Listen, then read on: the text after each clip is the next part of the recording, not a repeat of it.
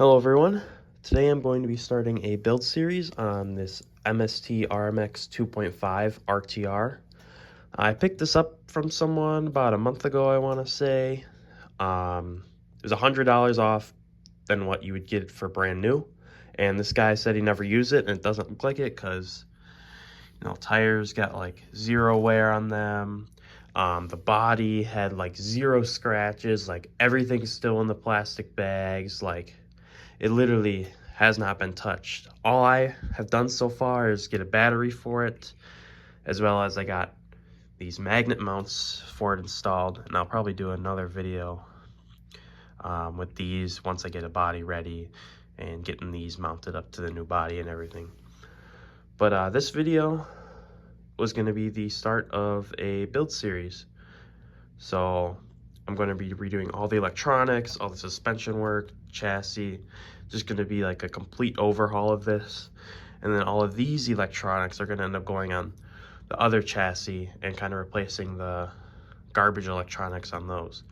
So for this first episode, I picked up this, which is a ReveD Servo.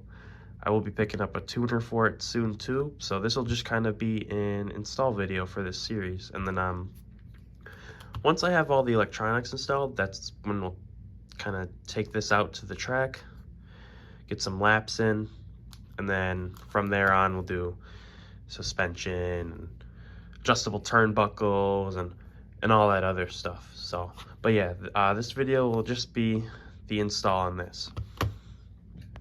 So when you open the box, this is kind of what you should expect inside. So you got the servo, you got this little foam piece, and then it looks like probably an instruction manual of some kind. Let's see here. Yeah, looks like some kind of instruction manual with values and whatnot. So that's pretty neat. And here is the servo. Let's pull this bad boy out real quick. All right, here we are. Now it looks like it doesn't come with any hardware or anything, which is fine. Pretty sure we can reuse the old stuff, but yeah, here's the servo, just standard servo setup. And yeah, this will be replacing the stock MST one that is in there. So I grabbed my little standout, and it looks like all that's needed is that one bolt right here, the two bolts on the side for the brackets. So first, I'm gonna take off the servo horn. So get that in there. Comes right out. Set this down. I don't lose that bolt, and then this should just pull right out. Now it's kind of loose, it can hang there. And then I'm gonna go for the 4 bolts for the bracket.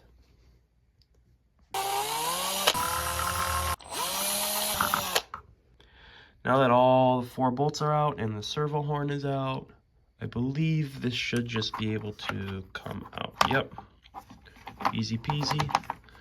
And you will have to unplug the wire going into here. So, see if I can get this with one hand. There we go.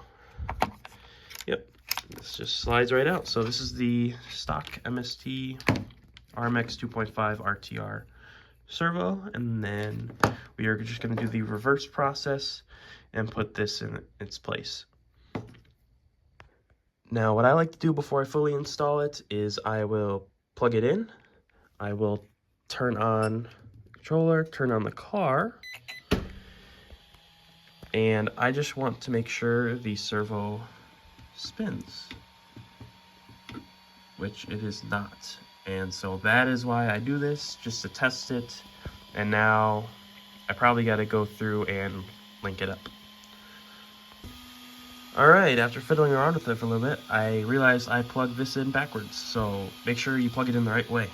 So, but, yep, does work, so that's good. So now I can go ahead, I'll shut this off, and we'll go ahead and install it.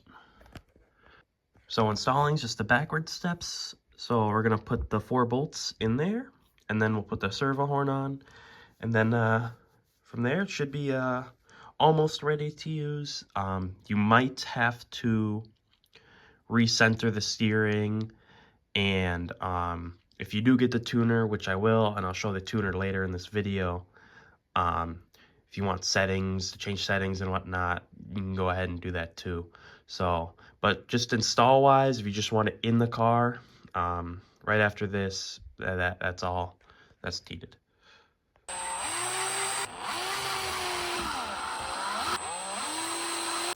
Now for the servo horn, the center part right here, I personally don't want to use like a drill or anything like that unless it's like really low torque and whatnot, because you don't want to strip out the inside of this and ruin the inside of this, because then you're going to need a whole new servo.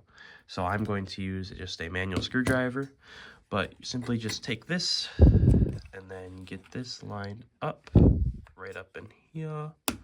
Try to make sure the wheels are, you know, center somewhat, right? So I know with the MSTs, you can take a 2.5 millimeter Allen key, and there's that little hole right there. You can kind of see that hole right there. You can stick that in there, an Allen key in there, and then it should show the center of the steering. I'll actually go and grab one and I'll show you guys. Right, so I grabbed the Allen key, and so kind of turn this, get it roughly center, and stick this in here, just kind of shimmy it around, and it should end up sitting kind of like that. And now steering's locked, and you know this is where center should be. So that's a nice trick with the MSTs. And then you can do that, and then you go ahead and you put the servo horn on while it's in that position. That should give you mostly centered steering. Then from there, once you get your servo horn on, like I said, I don't like to use the drill, and I will use this. Put the last bolt on right up on in there. You can use Loctite if you want, because you really don't want that to come off while, you know, you're drifting around and whatnot, because then you lose steering, which isn't good. So I'm gonna put this in, and we'll give it a tiny test just to kind of see how everything links and works together.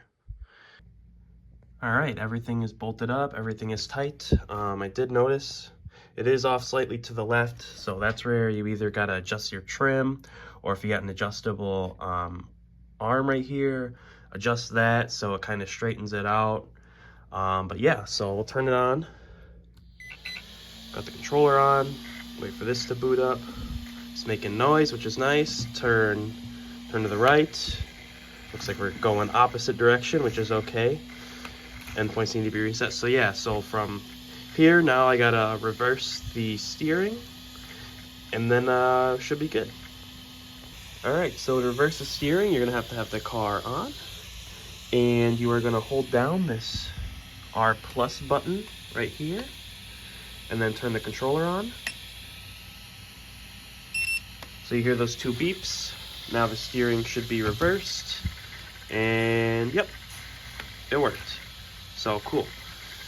Now, I gotta send the endpoints and whatnot too. I'm not too worried about that right now because I am putting a different gyro in, so I'm gonna have to do that anyway when I put the new gyro in. So I'll do that when I get the new gyro in. But now I'm gonna show you the tuner on the computer. So the servo tuner finally came in, which is nice, and these are the 3 items that were in the packaging. So there's like this little sheet, and then there's the USB obviously, and then looks like a little extension cable. So there's a program that obviously goes with this, and it is at this website right here, which looks like this, and a lot of it's in Japanese, it looks like. So if you can change it to the English version somehow, do that. But I went down to this and I clicked this, and then when you click that, it'll take you to this page, and then from there I ended up hitting this one, the Pro programming one, and then that ended up taking me to this page. And then from here, I think this is the download button. It used to be in English. I don't know why it's not anymore, but yeah, I think that was the download button. And then this is the program that pops up. All right, so there's two sides to this. You got the side where you can see the contactors and the side where you can't.